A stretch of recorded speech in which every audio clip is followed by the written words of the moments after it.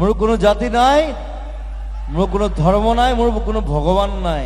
মই মুক্ত, মই কাঞ্চন। আমি নতুন প্ৰজন্ম, আমি ইচ্ছা কৰি দেশ জ্বলাবও পাৰোঁ, সলাবও পাৰোঁ। নমস্কাৰ প্ৰিয় দৰ্শক, আমাৰ প্ৰাণৰ শিল্পী জুবিন গাৰ্গৰ কেইটামান মহৎ বাণী আজিৰ ভিডিঅ'ত সন্নিৱিষ্ট কৰিছোঁ। আহকচোন চাওঁ। মোৰ কোনো জাতি নাই, মোৰ কোনো ভগৱান নাই, মই মুক্ত, মই কাঞ্চনজংঘা। মই অতীতৰ কথা নাভাবোঁ, ভৱিষ্যতৰ কথা ভাবোঁ। চৰকাৰ আমিহে বনাওঁ, চৰকাৰে আমাক নবনায়। আমি নতুন প্ৰজন্ম, ইচ্ছা কৰিলে দেশ জ্বলাবও পাৰোঁ, সলাবও পাৰোঁ। সংগীতৰ মাধ্যমেৰে মই মোৰ হৃদয়ৰ কথা প্ৰকাশ কৰোঁ আৰু মানুহৰ হৃদয়ত স্থান পাওঁ।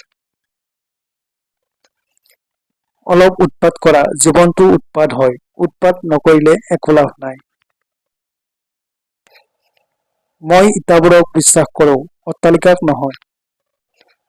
কিতাপ নপঢ়া জাতিক গামোচাই বচাব নোৱাৰে।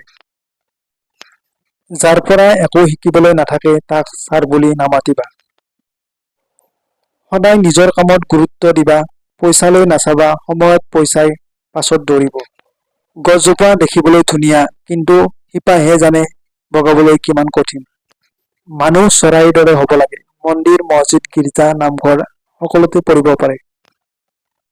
বেছি ধনী মানুহৰ লগত থাকি লাভ নাই, সিহঁতে দুখীয়াৰ দুখ নুবুজে। টকাৰ ধনী নহ'ব, মনৰ ধনী হ'বলৈ চেষ্টা কৰক। মানুহক দুখ দি পূজা কৰি লাভ নাই, দুখীজনৰ মুখত হাঁহি বিৰিঙাব পাৰিলে ঈশ্বৰক সেৱা কৰা হয়।